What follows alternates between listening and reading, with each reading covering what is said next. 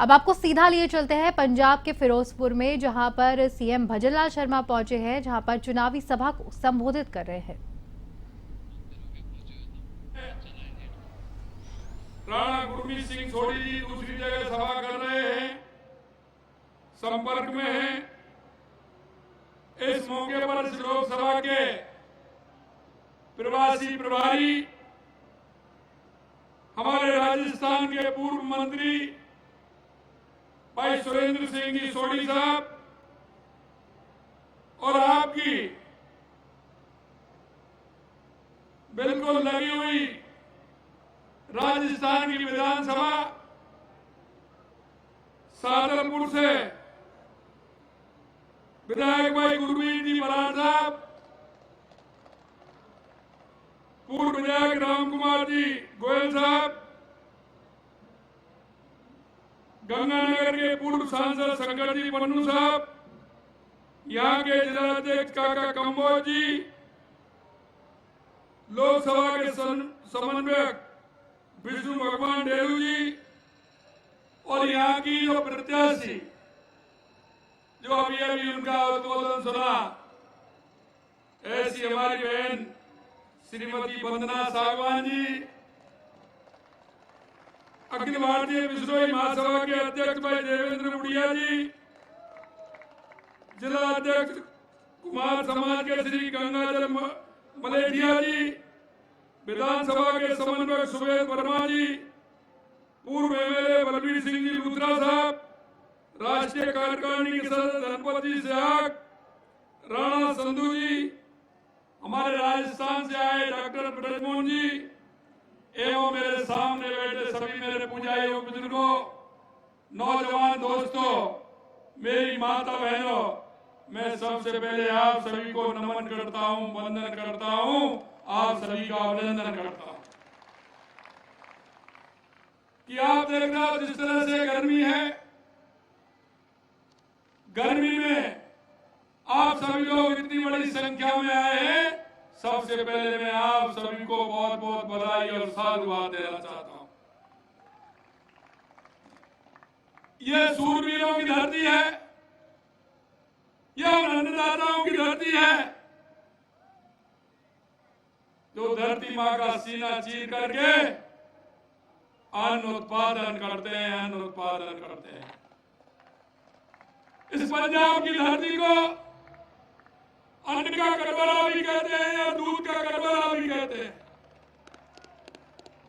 यह दूध का जिस तरह से पंजाब के अंदर हमारा किसान दूध पशुओं को पाल करके दूध निकाल करके पूरे देश में देने का काम करता है, इसी तरह अन्न उपजा करके पूरे देश में अन्न पहुंचाने का काम पंजाब का किसान करता है। यह सतलुज नदी के तट पर आजादी के महान सेनानी शहीद भगत सिंह, शहीद राजगुरु और सुखदेव की अंतिम विश्राम स्थली भी है। मित्रों, मैं कहना चाहता हूं, इस पंजाब का योगदान देश की आजादी में और देश की आजादी से पहले बहुत बड़ा योगदान रहा है। इस सनातन को बचाने के लिए, हमारी संस्कृति को आगे बढ़ाने के लिए इस पंजाब की भूमि का बहुत बड़ा योगदान है। और मैं आपसे कहना चाहता हूं मेरे भाई और बहनों, इन पंजाब के सूरवीरों ने इस मां भारती के लिए अपने आप को न्यौछावर कर दिया। हमारे उन पूर्वजों ने इसलिए न्यौछावर किया कि आने वाली जो हमारी संतति होगी, आने वाली हमारी जो संतान होंगी, वो सुखी रहे, समृद्ध रहे और ठीक प्रकार से वो रह पाए। क्योंकि आपने देखा हजारों सालों की गुलामी, हजारों सालों की गुलामी के बाद देश को आजादी मिली थी। कभी इस देश में हुड़ आए, कुषाण आए, कभी इस्लाम आए तो कभी अंग्रेज आए, लेकिन मैं कहना चाहता हूं कि इस पंजाब के धरती ने सभी से मुकाबला करते हुए उनके दांत खट्टे करने का काम किया। मैं आपको थोड़ा सा पीछे ले जाना चाहता हूं मेरे भाई और बहनों। आपने देखा होगा कि 2014 से इस देश की स्थिति क्या थी। अरे आपने तो भुगता है, मेरे पंजाब वालों ने तो भुगता है कि जिस तरह से आतंकवाद की स्थिति बनी हुई थी, किस तरह के आतंकवाद देश के अंदर था। और यही नहीं, आतंकवादी आते थे किसी शांत शहर में आकर के कहीं ना कहीं बम फोड़ करके चले जाते थे, लोगों को परेशान करके चले जाते थे। भीड़ भाड़ वाले इलाके में, चाहे वो रेलवे स्टेशन हो, बस स्टैंड हो, बाजार हो।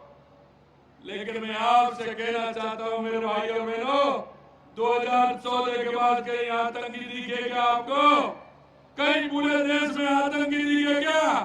अरे मेरी ये शांत धरती थी पंजाब की, इसको भी अशांत करने का काम यहाँ के सरकार ने, जो कांग्रेस की सरकार है, उस सरकार ने करने का काम किया था।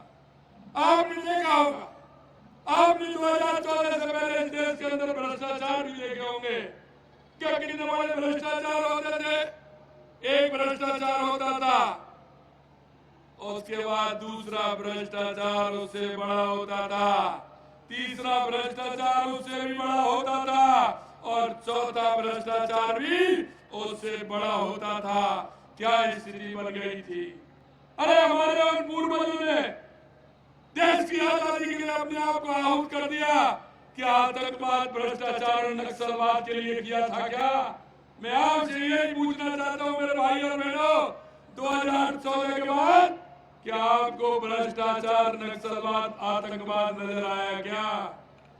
मैं आपसे पूछना चाहता हूं कहीं नजर आया क्या? मैं आपसे यही कहना चाहता हूं मेरे भाई और बहनों, 2014 के बाद देश की स्थिति बदली। देश की यशस्वी प्रधानमंत्री नरेंद्र मोदी जी के नेतृत्व में जिस तरह से देश के अंदर गरीब कल्याण की योजनाएं हो, चाहे वन विकास की योजनाएं हो, चाहे सीमा सुरक्षित हो, या दुनिया में बढ़ता हुआ भारत का गौरव हो, वो आपके सामने है। आप देख रहे हैं यहाँ की जो सरकार है, आम आदमी पार्टी की सरकार, वो अन्ना हजारे जी के आंदोलन में इस कांग्रेस के भ्रष्टाचार को लेकर के आई थी।